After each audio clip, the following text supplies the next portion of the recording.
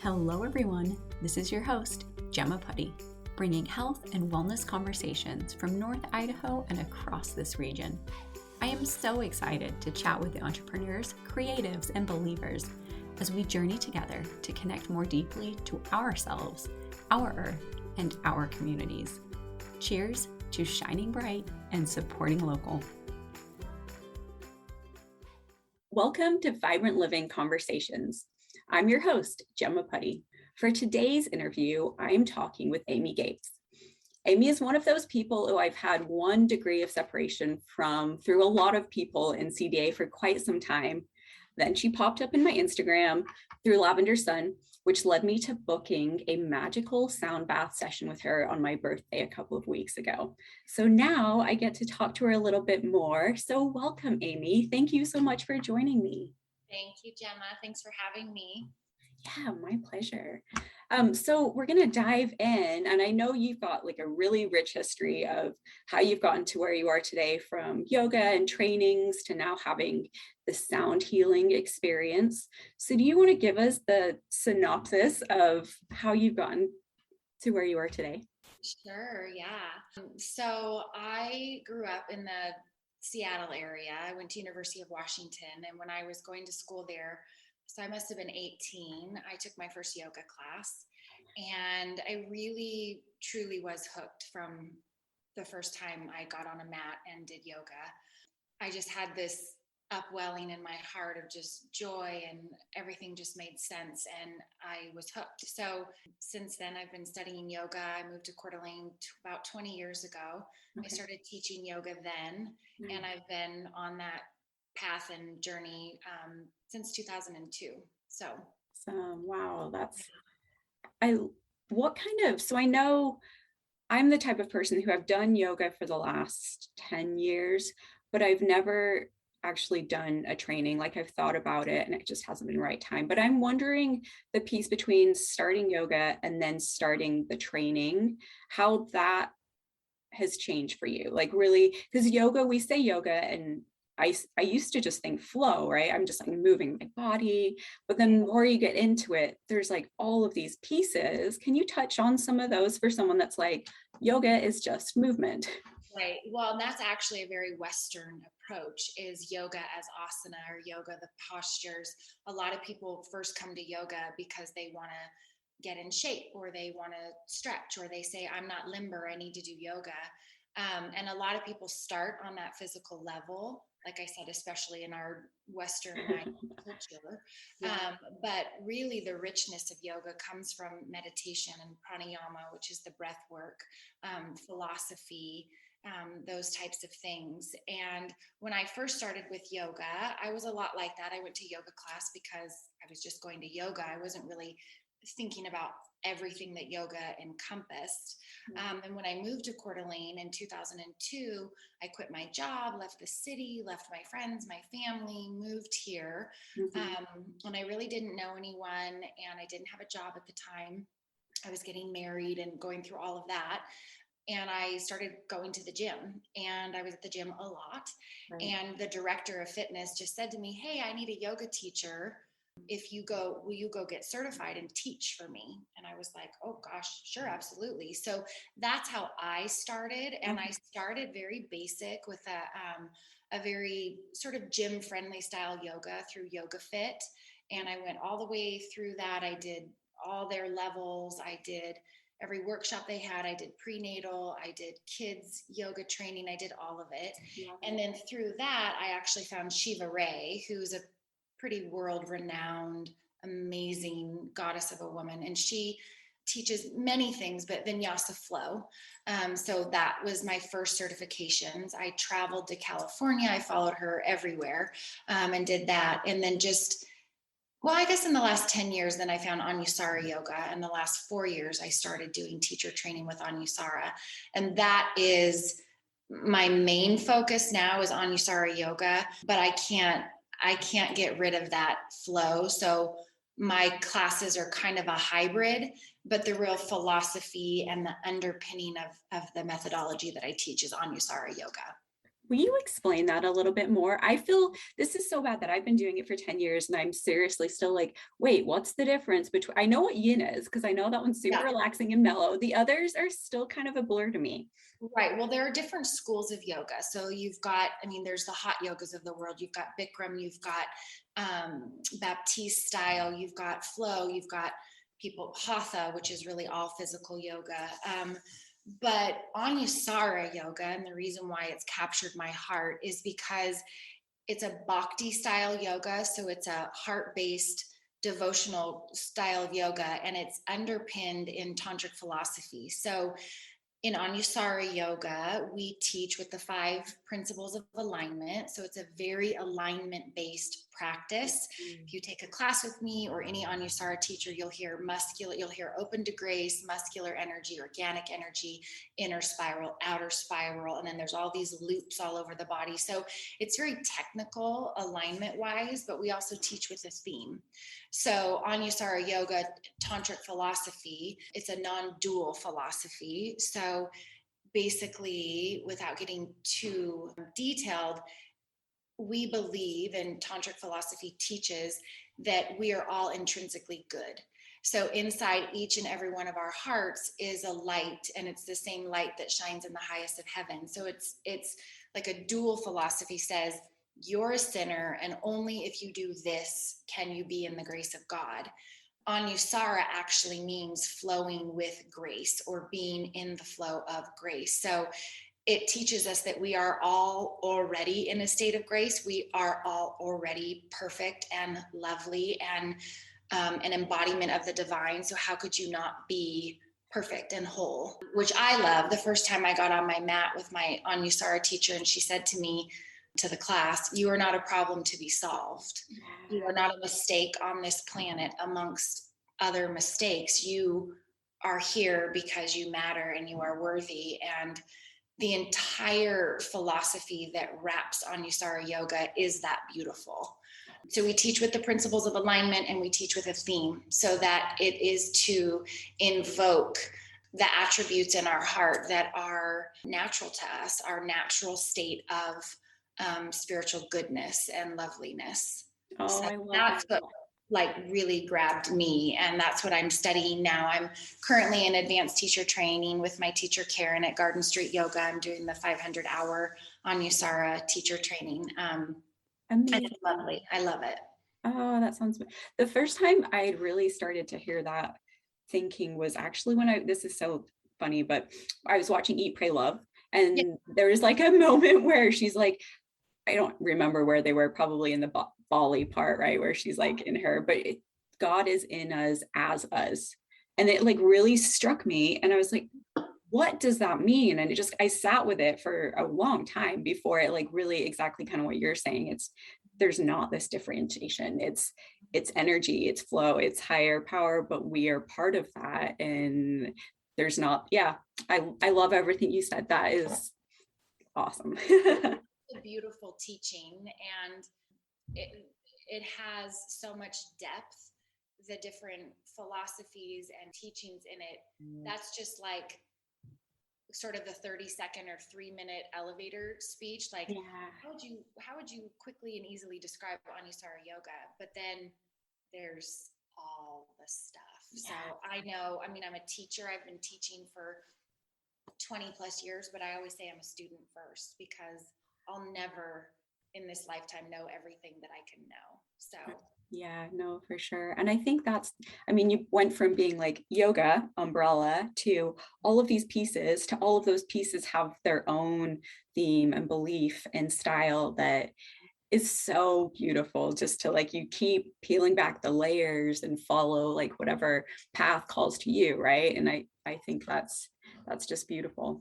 well, and I think that's where a lot of back to kind of what we were talking about at the beginning, of that a lot of people come to yoga for the physical. Yeah. And that's actually part of the teaching, is that you can be drawn to it from the physical. That's like the gross layer, the macro layer. And then as you advance and you go deeper, it actually becomes more and more subtle.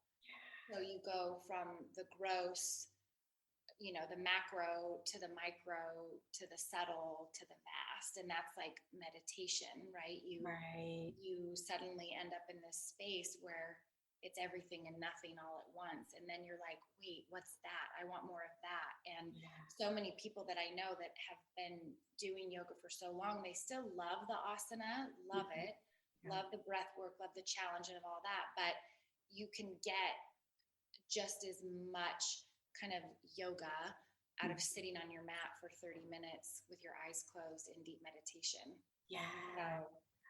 So I've talked to a few people recently, and I'm more and more, as I'm communicating, I'm like, I just believe it's coming home to us. It's going inward. We need to stop looking outward. And that, of course, it leads to finding peace and meditating. So there's been a few people recently that are like, I can't meditate. I cannot sit there. What do you say to those people? It's funny that you say that, because recently in my classes, I've been saying, so many people say like, I can't sit still, or I can't quiet my mind. And I just recently, and I'll get back to your question, but one of the things I do say is, what if we switched the rhetoric to I can't to I get to, I get to come to my mat. I get to quiet my mind. I get to be in a moment of stillness, because for me and all of us, I know, life is busy, right? Like my teacher also says, life on planet Earth is messy, and it is like Earth school is hard school. That's another one of her favorite quotes of me. School is hard school, because here we are, divine beings having this very human experience, and it's super hard to quiet our minds. But I try to look at it as, and I get to, because every time I get on my mat and every time I close my eyes for meditation, I think, oh, this is amazing. I want to be here. Right. But meditation, it's hard to teach somebody meditation, because it's such a personal thing. It's something that you just eventually learn and you find what works for you. But there are doorways into meditation. So there's so many different practices of meditation. There's mantra-based meditation, to where you're quieting your mind and you're connecting with your breath, but you're coming back to a mantra again and again. So your mind skips a beat and you come back to Hum Sa, and then you swirl again and it's back to Hum Sa, or Namah Shivaya, or whatever the mantra is that you're using. Some people use a number, some people use a word, whatever, or you meditate on the breath, or you meditate. There's so many different doorways to meditation, and it's challenging, but it's a practice. Just like yoga asana is a practice. It's all a practice. For sure. And just how I tell people, a bodybuilder doesn't get strong by not lifting weights. And when people say, I don't do yoga because I'm not flexible, or I don't meditate because I can't quiet my mind, that's like saying, I don't run marathons because I don't run. Or I'm not strong, I can't lift 10 pounds, when they've never lifted one. It's baby steps. None of us are naturally good meditators. We're not. You have to learn it and you have to practice it. So I love that. Be super gentle with yourself in the process, because over and over you can think, I'm doing it wrong. There I go again. I'm thinking, oh gosh, I've totally messed up. Oh, I just quit. So it's a gentle start with 2 minutes. Literally start with 2 minutes. Set your timer and start for 2 minutes, and then go to 5 minutes, and then 7 minutes, and then 10. And then pretty soon, years it might take, but 40 minutes won't feel like enough. And it's different for everyone. I love that. I started with smiling meditation, and I honestly don't know how I even found this, but I was just in a place where I realized that when I was smiling, this changes everything. So I just sat there with my eyes closed, smiling. And then I realized that also observing the thoughts, the thoughts aren't just going to poof, be gone, but observing them and not being judging and realizing that there's a separation there was the game changer for me. Right. That's the holy grail. It is. It's like, you're not your feelings, you're not your emotions, you're not your thoughts. Right. The person that can sit behind and observe. And once you get that, that's advanced. So good job. It's taken a lot of time. Awesome. No, but I think that's just step one. right? Like step one. And for me, it was all of these amazing people are saying that meditation is the key, and yoga too, before I even started that, is the key to this feeling that I wanted, the peace, the inner like knowing. And I was like, okay, if all of these amazing people, like, I'm just going to trust that they're onto something, and I'm going to start. And I started, and exactly what you said, it just got longer and deeper. And yeah, it's There's so much science that backs it, you know. It's like when the mystical and the science merge, the magic and the science merge, and there's actual, I mean, tons and tons of research on what it does to our brain chemistry, what it does to our central nervous system, what it does to, I mean, our entire makeup. When you are a meditator, you practice yoga, mindful, you can do walking meditation. You can, once you know what it feels like, I mean, you can be washing dishes in a meditative state. You know, it's all about that cessation of thought in favor, you know, favoring the breath or favoring the mantra. But yeah, it's science based, that it really is like the fountain of youth. and it becomes a way of living, exactly like you said. It's not like, oh, I have to go to my mat. You Mm-hmm. get to go to your mat, but you can also incorporate it into what used to be mundane activities. It becomes like very like important. And yeah, I love that. One of the big teachings in Anusara Yoga is that we practice for two reasons. And practicing is asana practice, pranayama practice, meditation practice, all of those. We practice for two main reasons, and it's to remember our divinity. So to remember, and attributes of the divine are, you know, an upwelling of joy and bliss, or a fullness of heart, or, you know, this content feeling, beauty, all of those things that are our divine nature. But through the course of life and being householders, we have bills to pay, we have kids to take care of, all this, right? So we can't just be all blissed and or else we'd have other problems. Right, right. So you remember yourself to yourself. So you remember, that's part of the practice. And then once you remember, it's that feeling that kind of hooks you. It's that, like that upwelling that you get of, oh, I don't know, I'm happy for no reason. What is this feeling that I have? And then there's like that celebration, that elation of the remembrance of yourself. And the thing is that we're constantly forgetting. So Right. we have to remember again, and then we forget, and then we're remembering. But we have these practices that can continually bring us back to that place in our heart. And Yeah. for me, that's everything. It's like the holy grail. Like, and especially in this, like you said, we're humans living this experience, and then you like add 2 years, like the last 2 years have been, and it's coming home to yourself. It's finding that peace. It's finding the stillness and the craziness, which is the beauty of this human experience, right? It is, Yeah. but it's like we're not meant to just go through in the outward human worldly experience. Like, we have that divinity and that connection inside to be the light, to be the guidance, to show up in the world in the way that we want to. And it is remembering that and making time for it, like making time for it to be aligned. And then it up levels everyone. I mean, it sheds off onto everyone around us, and it can up level communities and cities and the world, really. And you know, and it comes all back down to love. And it seems so simple, yet it's so complicated. That's why we're always forgetting. And Yeah, no, you know, we always say you have to remember, because sometimes that's it. Oh yeah, that's right. I feel so lost, or, you know, like now it's Mercury retrograde and there's stuff going on, or, you know, my husband just had shoulder surgery, my puppy had parvo, then my other dog got a bladder infection, and then my puppy got gosh. and, you know, it's like there are seasons of chaos. Yeah. And if you don't remember Right. that this is temporary, and oh, there's a place I can go that is ever present, never absent, it'll never leave me, like this will never leave me, I might forget, but I have reliable practices to bring me back. Yeah, no, And for sure. honestly, that keeps me sane. No, I completely agree. I think we talked about that. Both of us just know that we need our alone time. And for me, it really is daily, whether it's 10 minutes, sometimes it's 20 minutes but I know that that is vital to me being a better version of myself and Yep. being the person that I want to be on this planet for everyone, and myself included, but for Right. everyone. Yes. Yeah, I love that.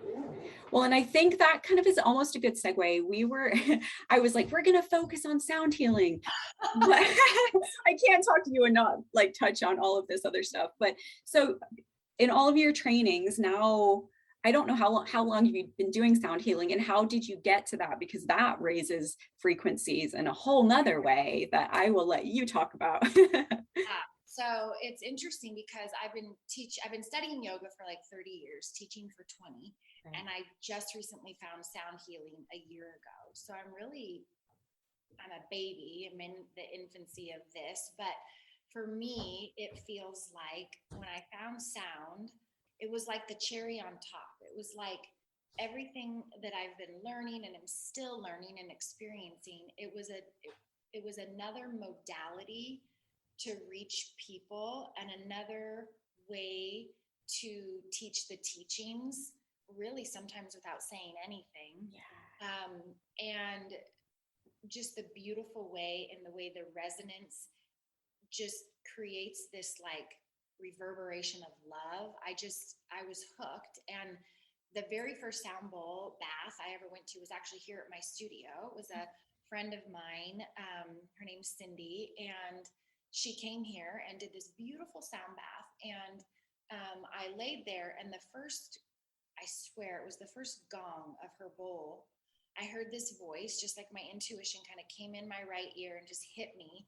And it just said, you need to be doing these. Wow. And I was Wow. like, I need to be Yeah. doing these. And then we did two in a row. So I got to have that experience. And then the next day I got to have another one. And I just kept thinking, you need to be doing these. I need to be doing these. And so I started doing the research, and I found a gal in Montana. I bought some bowls, and then I found another gal on Instagram, actually, through this other lady who I follow that does sound healing. And I found some other bowls. So my set currently is brass bowls, Himalayan brass bowls, and crystal quartz bowls. And they each have their different sounds and vibrational frequencies. You know, some are more grounding, some are more uplifting. So yeah, I've just been playing with it, and a lot of it for me is intuitively guided, and nobody's really taught me. I did go to a workshop, a certification. So I have like a level 1, but for me, it feels like when I'm teaching a class and I'm in the flow and my words are coming out and my theme is landing and I know things are resonating in the bodies of my students. When I play the sound bowls, I just tap in and tune in. And it's almost like the sound to me is alive, and I can hear the nuances of the vibration and the way it carries out. And with all my years of studying yoga and meditation and breath work, to me, it's like weaving a tapestry, or it's just part of it. So the guided meditation that I do when I'm playing the bowls, a lot of it is just intuitive for me. Oh, I love that. Yes, when you just connect in and just trust and go with the flow, or your flow. I'm just thinking, I've had a few people that are like, what is a sound bath? Like, what qualifies something as a sound bath? Will you just explain when, um, I mean, you obviously have your healing session, which is what I got to experience with you, but then I know you incorporate it also in a group setting and in part of your yoga classes. Yes. So what does someone experience? Okay, so lots of different offerings, but there's the sound bath, which is a group setting. It can be a duet, it can be, but basically you're bathing the people in sound. And you might have 5 people, 10 people, 30 people, and you're basically playing kind of like a concert of sound for the people. And mostly they're lying down. It's a meditative experience. You can sit up or be reclined. Eye pillows are really nice. It's very much an inward journey. So people experience lights and visions, and spirit guides come in and angels come in, and all sorts of fun, cool things can happen. Other people, they're like, oh, I couldn't, I didn't feel anything, or, I couldn't quiet my mind. And that's okay too, because the thing with sound is, even though they don't know they're getting something, they're getting something, Yeah. because the vibration and the resonance is going in on a cellular level, and it's in the brain, and all the, it's stuff is happening whether they know it or not. They're getting some healing and some benefits. So that's a bath. And then the private healing that I did with you, I created that offering on my own. I incorporated, guided meditation, as you know, bowls on the body. So you stand in the bulls are on your body. And then in the end, you got a sound bath. So the end Right. of your private session, that was just a nice, lovely sound bath, the drum, the chimes, all of that. And then I also have created like a yoga sound fusion class that I teach weekly at my studio on Monday nights. And then I work with a group of healers, and once a month we do spiritual healing retreats. And I Ooh. incorporate this type of thing to where I'm doing some yoga asana and restorative yoga poses. So those are supported with blocks and bolsters and cushions and blankets and all of that to set you up in a really restorative posture. And then sometimes I put bowls on body, or I'll do a sound bath. So that's another offering that I've created. And for me, I love the sound, but I'm also, yoga is just such in my blood that I thought, well, why not in some of these offerings combine the two? No, I love it. Yeah. That's where that came from.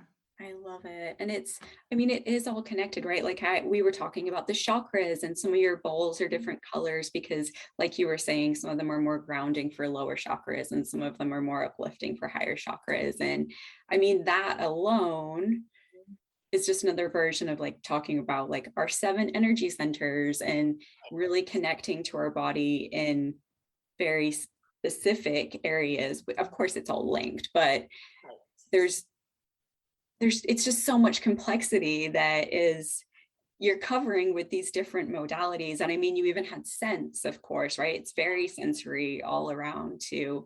All of it. Yeah. Yep. No, And I I feel somebody can be really blocked in it. I mean, we're all energy, right? Everything is energy. And we can just get so blocked, and it could be anywhere. I mean, we have our 7 chakras that we all know of, but there are actually hundreds in our bodies, if not, I don't know how many, but there are a lot.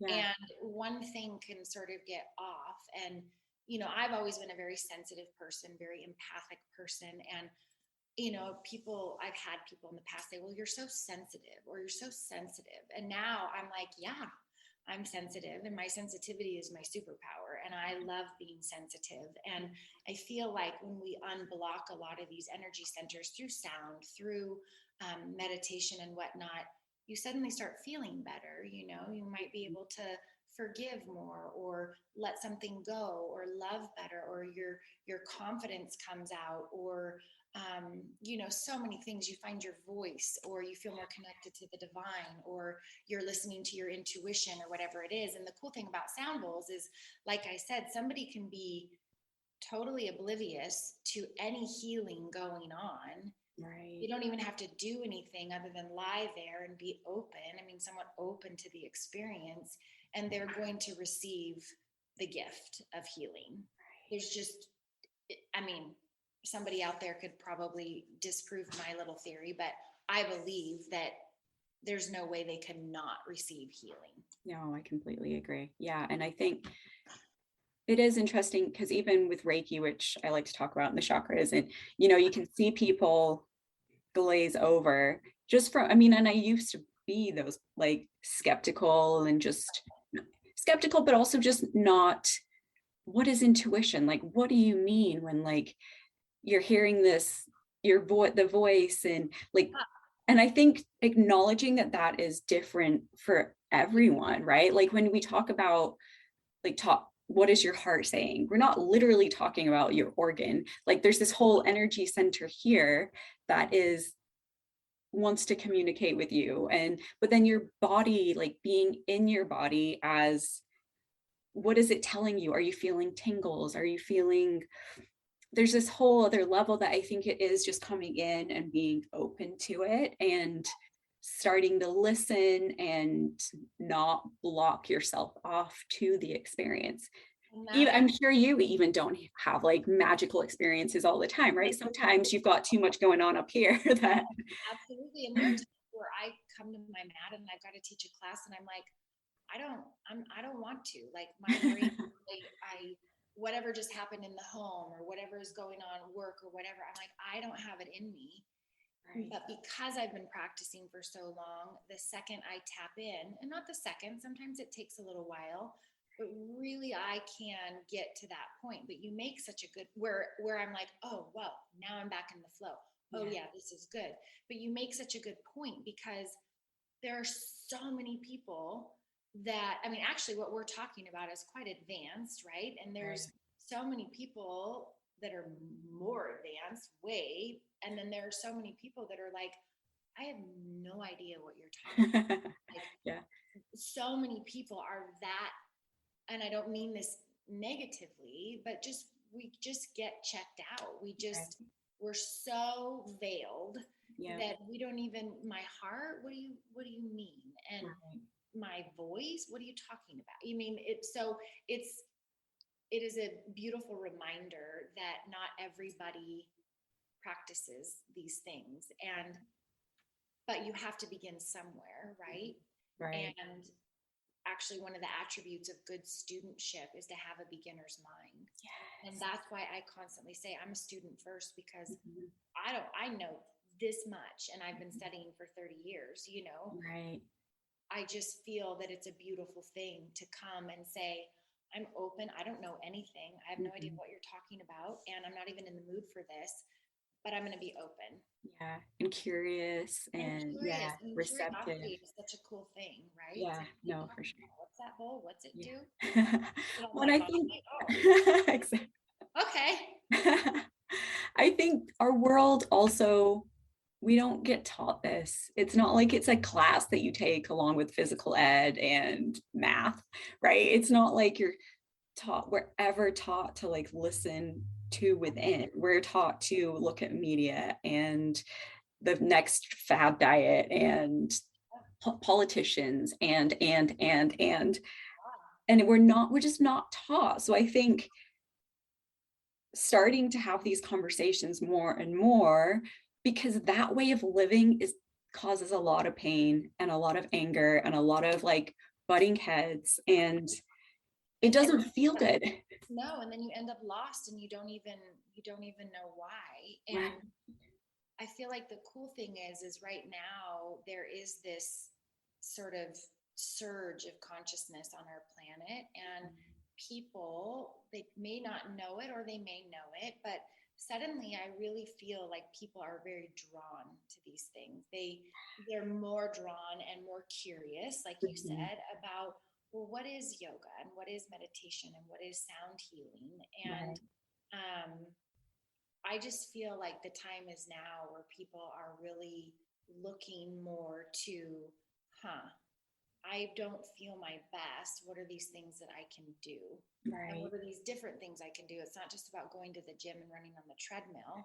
You know, for the Yeah. longest time, I would try to offer classes that were gentle or restorative, and nobody would take because they wanted a workout, Hmm. you know. And Yeah. sometimes it's just trusting to try something different. Yeah. um, Yeah. all about burning calories. I used to be that person. Like I started with power yoga. I had to be sweating, right? Yeah, Had to be at least 45 minutes long. And yeah, now I'm like, yeah, I just found the path and like connected within and realized that my body actually doesn't do well on really intense right. cardio all the time. It doesn't need it. It doesn't want it. It wants like the slower, the strength, the inner, the breathing, and let it, Really. yeah, exactly. Just, yeah, not to be burning the calories to look a certain way, to fit into a certain jean size, right? Like all of that was my reality. And I'm like, this is causing me so much pain and I don't feel fulfilled, even though I look a certain way, right? So it's like, this isn't working. There has to be another way. Right. Enter yoga. Enter sound healing. Well, and it's also that mindset. I remember I was on a walk with a girlfriend. It was about 6 months ago or so, and she's an avid yogi. Really, she is. She comes to my classes all the time. She's practiced yoga forever. And she's like, I don't meditate. I don't like to meditate. I can't sit still. I don't have the time. And I was like, you may not sit on your mat and close your eyes and meditate, but she's an artist and she's also a gardener. And I'm like, every time you paint, what's it feel like? And she describes a blissful state of meditation. Yeah. When you garden, what does it feel like? And I'm like, friend, that's what you're doing. You're meditating. It's just a different way. So we can all get to these places in a different way. There's not one size that fits all. Right. I think it's just finding, and like you said, being curious and being open to experience the different things. And eventually, I believe people will find something that helps them get to that place. Yeah, no, Whether completely. it's our physical practice, or it's a 2-hour philosophy study, or it's lying in shavasana for 20 minutes, or I mean, you name it. Sound baths, taking a bath. Yes, yes, all of them, depending what day it is and how you feel. Yeah. Yeah. Yeah. One of my actually, when you were saying before, like tapping into your intuition, I was just curious what works for you. Like when you're having that moment where you're like, okay, I got to get into the different mindset I'm going to teach, or I'm just out of whack. What is your practice to do that? Well, it's interesting. So I've always been, since I was little, very intuitive, and even like a little bit psychic, and just kind of like having this real sixth sense, and also being very empathic and very sensitive. And so I think I've always been kind of drawn to that, but it's so easy to ignore your inner voice. So a lot of what I've been working on in the last several years is to really hone into my intuition. What does it sound like? What does it feel like? Does it come in as a feeling? Does it come in as a voice? Does it come in just as a knowing? Right. What is it? So as far as that intuition portion, that's kind of my practice, is really figuring out what is it, because for some people it's a hard, fast ping. Other people it's a feeling. And it's different for me. It's mostly a feeling. Oftentimes it's a voice. So like I'm like hearing voices, but it's like it oftentimes it is just like a really clear voice. Yeah. Um, Mostly feeling and just a knowing. Yeah. So that's like the straight intuition. But for me, the shift in like attitude, or like, oh, I feel really crappy, or I'm tired. I think it's when I tap in, like when I go from this to this, like the second I get on my mat and I close my eyes and I start to center my class, I'm doing that part of the practice as well. And I believe so wholeheartedly in the path and what I'm saying. And I believe so wholeheartedly in that inward pivot into my heart, that it just it just happens. I mean, it just it's part of the magic. I think, the moment I start the chant, or I'm introducing the theme, or I'm have them closing their eyes and we're centering and coming into the breath, and I feel like that's what's being in the flow of grace. Like I just literally align with that one true light, with source. I align with the true light of my heart. I align with spirit, and it just starts to move through me. But it's a conscious choice to do that. I could stay all blah, but it's a constant, or a conscious choice to say, no, right now I'm doing this. And I think teaching yoga has helped me. I remember I was teaching a ton when I was going through a divorce, and there would be times where I'd get on my mat and I would think, I can't teach this right now. I don't feel it. I'm lost, and I'm sad, and I'm broken, and I have all these things going on, but I stuck with it. Mhm. And then the teaching started to feel authentic and real again. Yeah. There is a time when I think it's really hard. Right. But for me, that's just part of the practice, and is reminding yourself infinitely that there's a path of return. Oh, I love that so Even much. if you get super lost and devastated, like there is there is a light that you can turn back to. And the beauty is it's always there waiting for you. I Yeah. mean, it hasn't Right failed here. me yet. Yeah. Yeah. Yeah. I Yeah. honestly, the same thing. Like I see it almost as like a relationship. And Yeah. since I have like a 2-year-old now, like when I go from like my corporate America day job, right? And then he comes home and I go from being like deadlines, to seeing my 2-year-old. And I'm suddenly like, I see him, I focus on him. It's like everything else is just suddenly like and it's I've started, like, honestly, since having a child, it's built my own ability to mother and connect with myself, because suddenly the noise that was very distracting before doesn't mean as much as like having that like loving relationship with my son. But I've seen that for me to be what I want to be for him, it gets to be me coming home to me too, you know. Well, and you see in children, I mean, they're natural yogis, right? They're natural because they're so much closer to God than we are. Right. Because we get so, lost. They're Right. so much closer and they just have that, like, that awe wonder still, which is Mhm. part of what we're trying to get back to. They're Yeah. so naturally already flowing in a state of grace.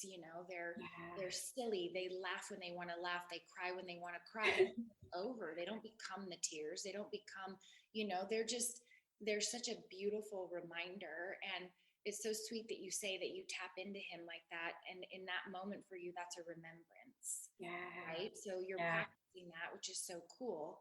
And I, for a long time, when I felt like I was in turmoil with relationship or whatever, I started a practice when my little one, she's 7 now, and I have a 17-year-old. So for both of them, when they would talk to me, instead of staying busy with what I was doing, Yeah. doing or whatever it was, making the dinner, I would stop and I would look into their eyes, like really just stop and look into their eyes while they're talking to me. And the magic and the shift for me was almost instant. It was like, oh my gosh, look at Yes, how chills. sweet you are. Like, look at how Yeah. innocent you are. Look at the love that, and all you want is for this right now, for me to look at you. And in that moment, it's a remembrance. It's like, well, who the hell cares about the dinner or the dishes or like, let me just have this moment. And in that moment, there's that spark of Yes. sweet, sweet Yeah. remembrance. No, Yeah. totally. And kids Magic is such a good word, like sparks do that magic. for us. Yeah. I Yeah, mean, how totally. sweet is that? Yeah. Yeah, oh, so awesome. Yes. Oh, I love this conversation. I Yay. Well, let's move. You've mentioned that you do your yoga classes, you do the sound healing sessions. What's the best way for people to find out more about you? Is it Instagram? Yeah, so I'm working on a website. So I actually finally, it's been my big thing that I want to do in 2021. So 2021 is, I'm gonna get a You website. got some I got, time. I'm working on a website because at first I thought, oh, social media is fine, but not everybody is always on social media. I do post my schedule on Instagram and Facebook, and right now that's the best way to find it, or text me. It's pretty old school because it's just me in my studio right now. I am toying with the idea of finding a space in town where I can move my studio and have a more kind of public access. I mean, my studio is open to the public, but I think that it's part of my home kind of throws some people and they don't know how to find me because I don't have a website. So there's going to be some fun happenings. A website is coming, potentially a new location, and then I would be inviting in some other instructors and kind of keeping the essence of the sweetness of this little space because it's been so good to me for 2 years, but also growing and expanding. So yeah, Oh, I'm on Instagram as Align Yoga, and it has a Facebook page attached to it. tag that in the show notes, everyone, so you can find it Perfect. that way too. Yeah, and Yeah. yeah, they can direct message me. They can text me. My phone number's on there if Okay. they want to find out more. And then the retreats that I do, we have a website. So those are once a month healing retreats that we do with 4 other healers. So that's another way to get in touch with me. What is the website? Is that linked through your page as well? So it will be on my website. Okay. It's Seven Sisters Retreats. So I believe it's Okay. just sevensisters.retreats.com. So that's another way to get in I touch with can't me. wait to look at this up. Yeah. So Awesome. yeah. Yay. Well, I always like to end with a question, Yeah. just in vibrant living ways, so glowing from the inside out. Are there 2 or 3 local people that really inspire you in that way? Goodness, there are a few. You mentioned Lavender Sun, Larissa. I just adore her. She's Sure. lovely. My teachers at Garden Street, Karen, Jen, Terry, they're amazing women and have studied for so long. They're so knowledgeable and wonderful. Garden Street Yoga as a whole to me is it's, I mean, I have my own studio, but that's also like my home studio. I love very, very much. And then all the ladies I work with, I mean, my friend Holly, she does beautiful healing facials, crystal Ooh. facials. She's at Blush, wonderful. And then my friends Terry and Kim and Tisa. I mean, I have so many I was like, like vibrantly living women in my life that I consider sisters and healers and very gifted in their craft. So, oh, amazing. So we should follow you. We yeah, should see the retreats and we'll get yeah, to and meet all these fabulous women as well. yeah, yeah. Treat Awesome. yourself to all that self love. Yeah. Perfect. Well, Amy, again, thank you so much for joining me today. This has been an absolute joy.